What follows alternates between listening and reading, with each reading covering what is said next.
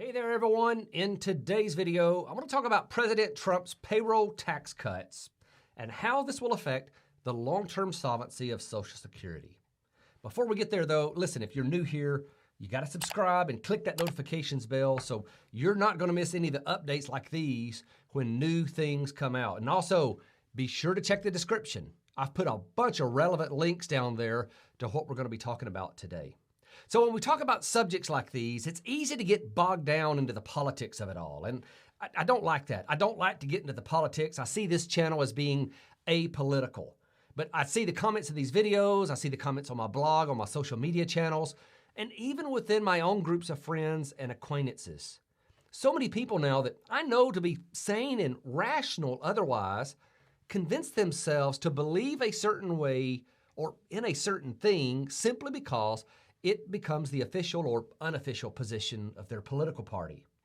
But I can promise you this, one thing you're not going to get from me in this channel is a partisan allegiance to the positions of any political party. If I think something's a crappy idea, I have no issue in calling it that, even if it came out of the mouth of someone that I tend to vote for. Blind allegiance to the ideology of a certain political party, I think, is doing a lot of harm to our ability to process thoughts and form our own conclusions. So enough of that. Let's get back to the payroll tax cut. And I want to make sure we're all on the same page here. Let's go back to August 8th, where President Trump signed an order that called for a temporary suspension of payroll taxes. Now, I covered this in a video I made shortly after he signed that, so I don't want to go back and revisit the effectiveness of a payroll tax cut from a stimulus standpoint or even talk about the mechanics of how this is supposed to work. The truth is, there are still a lot of questions about this. But I want to reserve this video exclusively for talking about how this payroll tax cut will affect the longevity of Social Security. Now, I've literally had hundreds of questions come in about this over the past 2 weeks, and most of these questions have been driven by headlines like these.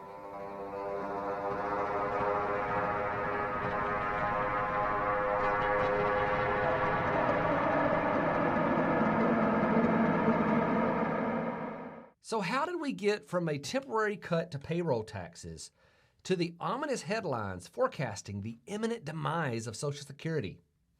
Well, it was a comment that President Trump made as he was discussing this payroll tax cut. If I'm victorious on November 3rd, I plan to forgive these taxes and make permanent cuts to the payroll tax. I'm going to make them all permanent. So he said, I'm going to make them all permanent, and then didn't give any further explanation of what would take the place of those taxes. And that left the door of political opportunity open for a few senators who then sent a letter to the chief actuary of the Social Security Administration. And in this letter, they basically asked the question, what would happen to Social Security if payroll taxes were permanently suspended or terminated? Well, in his response, the chief actuary, Mr. Stephen Goss, said that if there were no alternative source of revenue to replace the payroll taxes, the reserves would be depleted by the middle of 2023 with no ability to pay benefits thereafter. Now, I think these senators knew this would be the result before they asked. You don't need the chief actuary of the Social Security Administration to tell you that in a pay-as-you-go system, you have to keep money coming in. They knew this when they requested it, but they also knew it was good fear-mongering tactics, which is something neither side is afraid of using. So that's the background on what's driving these headlines. Now we need to dig down through all of the politics to see if there's anything you really need to know or be concerned with. And in my opinion, if you're currently receiving or close to receiving Social Security, you have nothing to worry about. But if you are under, say, 55 years old and have other retirement savings, I really don't know what to tell you other than you need to start building a retirement plan that at least discounts the amount of Social Security income you'll receive. Changes are coming. I thoroughly believe that. Things will not stay the way they are right now for much longer. And trying to crucify the one who's proposing these changes, I know it makes for good political hay, but the truth is Social Security will not have enough revenue to pay all of its promised benefits in just 15 years. Something has to change, and someone, most likely whoever wins the coming presidential election, is going to bear the burden of proposing changes to Social Security that will radically change its future and most likely not be positive for everyone. Now, although it hasn't been communicated very clearly, I think this is what President Trump is suggesting when he talks about eliminating the payroll tax. To be clear, he is not going to end Social Security.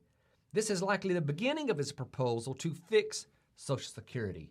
This would work by fundamentally changing how the program is financed. Now, right now, the program is self-financed. You pay 6.2% of your wages and your employer pays 6.2% of your wages, and that money is used explicitly to fund Social Security. Now, what President Trump is likely referring to by terminating payroll taxes is abandoning the system that we use today where it's all self-financed and making Social Security taxes go into the general fund and benefits be paid out of the general fund. Now, this would make Social Security benefits more of a general budget item, and frankly, it would make it much easier to treat the program like traditional welfare where eligibility is based on need. I wouldn't expect that to happen anytime soon, though. I would imagine that things would carry on status quo for a while, and then gradually you would start to see the changes happen. So in summary, do you need to fear the year 2023 and the potential demise of Social Security? Absolutely not. Will there eventually be cuts in the future? Yeah, I wholeheartedly believe there will, but those cuts may only apply to certain individuals with other sources of income and assets. I can tell you this, though. I'll be watching it closely as it develops, and if you want to stay informed, be sure you subscribed. Thanks for watching.